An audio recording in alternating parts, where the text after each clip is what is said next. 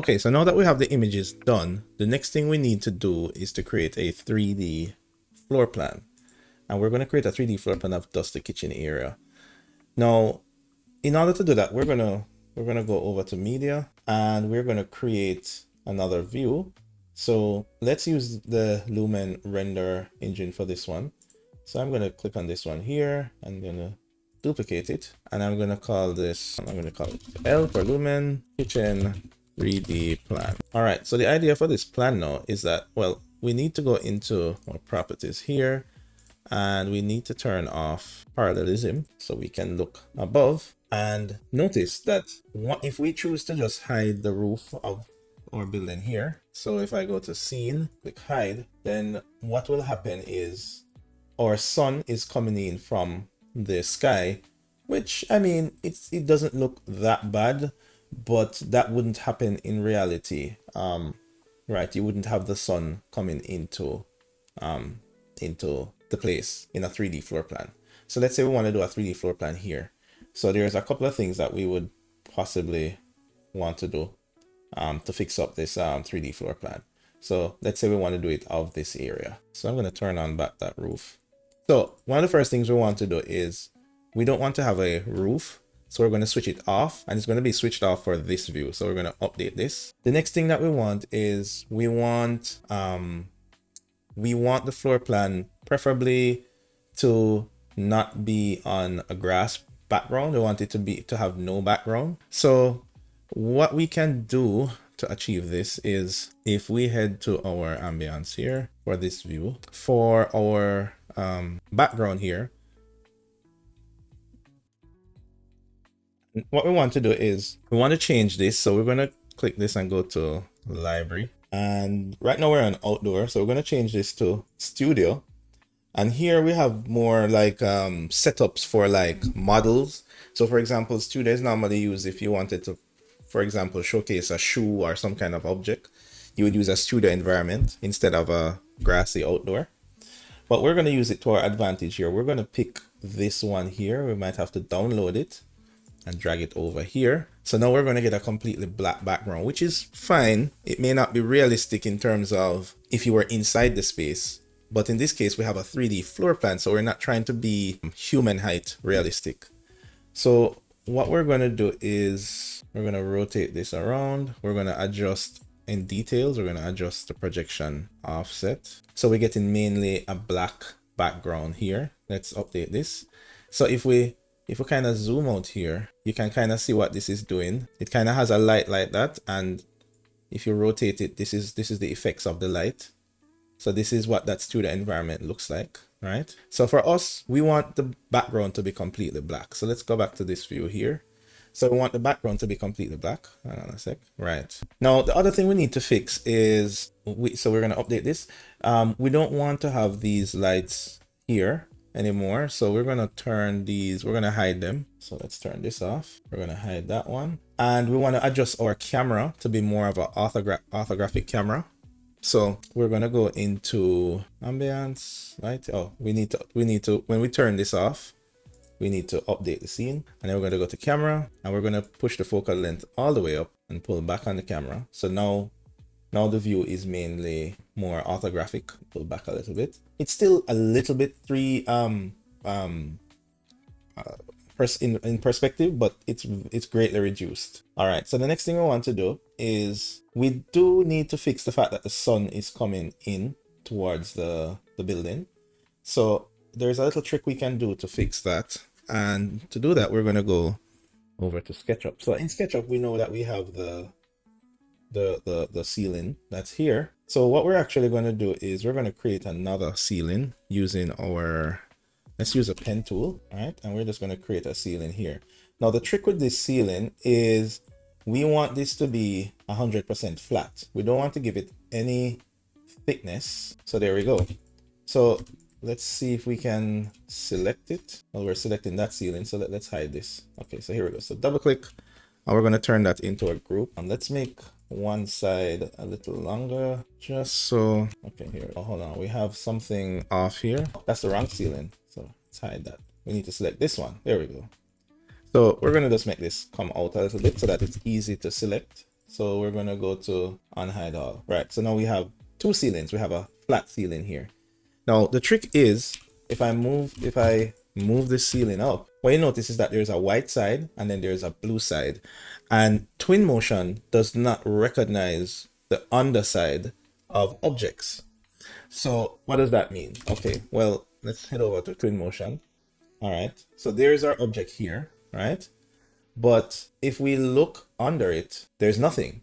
If we look on top, then we see something. So with Twinmotion, you can't view the back of polygons, but it still blocks the light. So what that means for us is that in SketchUp, we are going to reverse faces.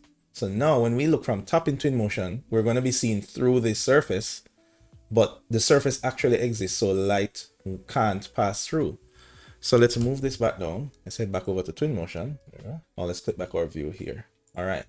So we're going to hide our ceiling. And what you notice happening here now is that the light is not coming through the ceiling anymore. The ceiling actually exists, but because we're looking at the back of the polygon, we're actually seeing through the ceiling, but the light is actually, we need to block the light that's coming through.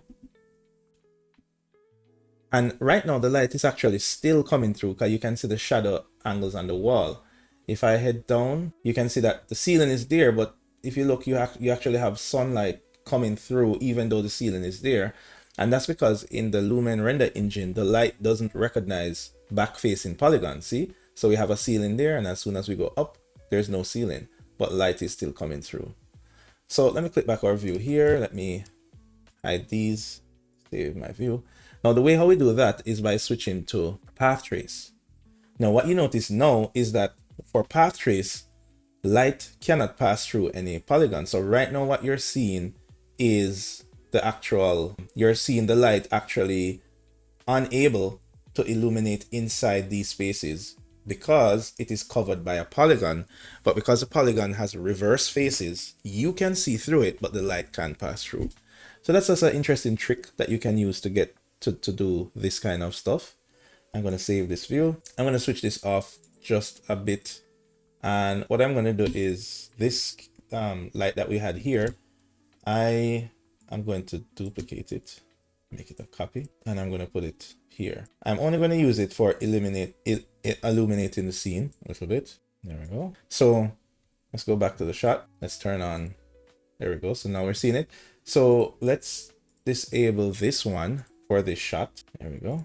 So we only have this one enabled. And then what we want to do is let's increase the intensity, maybe 400. Maybe that's a bit too bright. So maybe. And what's happening here is that it is illuminating just this section that we see here. Right? So let me disable this. Light is still coming into this space. Let's see if we can. Let's go over to ambience. So let's save this first. Let's go to environment. Let's increase our sun. That's too much. So we still have sunlight coming in, but the sunlight cannot pass through that polygon at the top. So you can actually see sunlight coming into these other spaces in the building here, right? That's pretty cool. Now, so let's update this shot here. Now, what we can actually do is for this, let's turn this back on. I think a better solution for this is we're going to have some ceiling lights to illuminate this space a little more. So we're going to make these a little bit smaller, maybe like that. And let's make the attenuation bigger. There we go. We're going to put a couple of these. So maybe we put one here. We're going to put one here. Let's do an instance. We're going to put one in this room. So we're going to use this to illuminate the different rooms. And this one here, we're going to make it an instance. But what we're going to do, let's make this a bit smaller. All right. So now we have all the rooms illuminated. So let's go back to this view here and let's go back here. So now we have all these rooms illuminated, and what we can do is maybe here's this one. Right, turn them down a little bit, no, them up just a bit. All right, and you can see that if we go to the ambience here and we rotate our direction light here, you can see we're still getting lights into the space, but only through the windows, which is pretty cool. Now, the other thing we need to do is we need to disable the additional lights in the kitchen area. for this shot. So we're going to go to lights here and maybe light booster. So this is with the lights, without the lights. And we're going to turn off light boosters. So because this area was becoming a little too bright, that's there. We're going to put some of these things in folders to make things a little bit easier. So we're going to say move to new container and call this decor. Then this is going to be in light boosters. So we're going to turn that off. And this is going to be move to new folder. We're going to call this 3D floor plan lights. So we know that these are for the purpose of the 3D floor plan. So if we go back here, there we go. We can see that everything is illuminated. Now what we can do now for this shot is increase the exposure, the overall exposure a little bit, not too much. We didn't save the shot here. Let's turn off light boosters, turn off kitchen lights. Okay, there we go. So this is turning on the lights there. Let's save that. Then we can probably adjust our highlights using our local exposure. So this area is not blown out too much like that. And let's save that. Maybe we can do a more top-down view. Yeah, maybe a more top-down view like that. Let's update the view. Now, some other things that we can do to balance the light a little bit more is we can go over here to our light that we have for our floor plans. We can select all of them. We can enable shadows, and let me show you. This is without shadows and with shadows. So notice that with shadows, you get a little bit more definition with the lights. Remember, these are all the lights that we put in the ceiling. Next, let's save that setting. Then let's go over to ambience and let's go to environment. And we want to notice this side of the plan is illuminated and this side is dark. And that's because of the environment that we have. If you remember, when we zoom out, we have this big globe. So we need to rotate it so the light is coming here. So if we under HDR backdrop, we can go to rotate and we can rotate this till. So now this part is more illuminated. That's good. We can even increase the intensity if we want to, but not too much. Yeah, let's leave it somewhere around there. Then we can always increase our exposure a little bit, but not too much. And if we notice that any part of the image is burning, like it's too hot, we can always adjust the local exposure and choose whether we want to show our shadows more or not, or we want to decrease our highlights. So notice that we're decreasing the amount of highlights that are there. All right, now generally we can also increase or decrease all of the lights. Well, all of them are linked. So if we turn on fast tracing, if we decrease or increase these 3D floor plan lights, they will increase in all areas. So we can actually balance this out. So if it's too bright, we can decrease them and they all will decrease at the same time. Okay, there we go. Now we can also go into the light settings and we can increase the edge angle. That is the edge of these lights that we have here. So notice if we increase it, we get more even light from the tops going down. All right. So we're going to update this. So this is our floor plan. Now, the interesting thing is that when we go back to our other views, so for example, this view, the lighting is going to be a little bit messed up because we added additional lights in the scene. So let's go back up here. So we need to now say, okay, for this shot, we don't want this additional floor plan lights. And we need to save that. And we need to do that for every other shot. We need to turn off floor plan lights and save, because those lights have been added to all these other scenes. But we only need these lights, these 3D floor plan lights, in the 3D floor plan view. So we need to turn them off in these other views. There we go. So once we go to this view, the 3D floor plan lights are on, and then these other lights are off, which is great. All right. So now that we have that done, we can choose or render in resolution, and we can even duplicate this shot and do one that's maybe closer to the kitchen area. So maybe we can have one like this, like that. And for that one, we can even, let's save that. We can even go to environment and we can change our sun angle just for this shot. So maybe we want the sun to be going in a different direction. That's fine. There we go. And we also need this material here. So we need to just fix that little material. So let's drag that to here. Oops. Let's use a single object and let's drag that to here. So now that part there is fixed. All right. So there we go with that view. And then we have another view like this. That's showing our 3D floor plan using that little trick. Now, the reason why we put this on a black background is because it becomes very easy to actually cut this out. You know, we can just erase everything that is black, and then we can place this on a presentation sheet very easily. So let's go ahead and render these two views. So we're going to go to export and save these two views. And okay, let's rename this one. Rename, and we're going to call it 3D floor plan. So there we go. Let's save and let's render.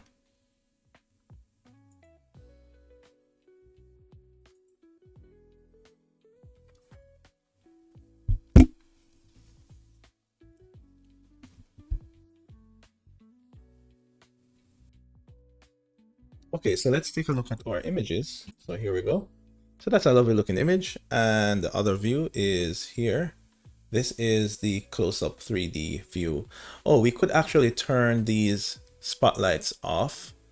That would definitely help so we don't have these in that view. Now, of course, we could put this image in Photoshop and remove the background, but we don't even have to go that far because Windows now has the ability to do that. We can just hit edit, and now that Windows has updated and have these AI features built in, we can actually go to erase background, turn on our background brush, and notice that it's cutting out these areas because it's also black.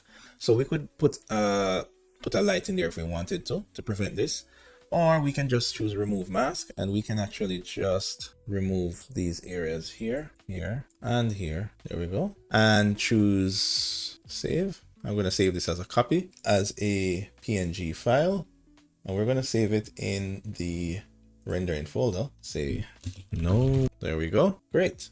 So now we have a version. So once we remove that, let's not forget to choose remove. And now that background is now removed right from Windows. We don't have to necessarily go in Photoshop. And then we're going to save it as a PNG with no background. So there we go. So now we have a 3D floor plan with no background.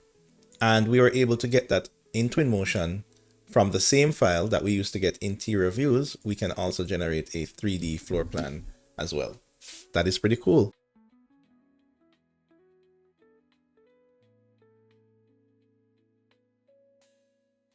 Okay, so we did it. We were able to go from Revit, where we created a floor plan, very precise.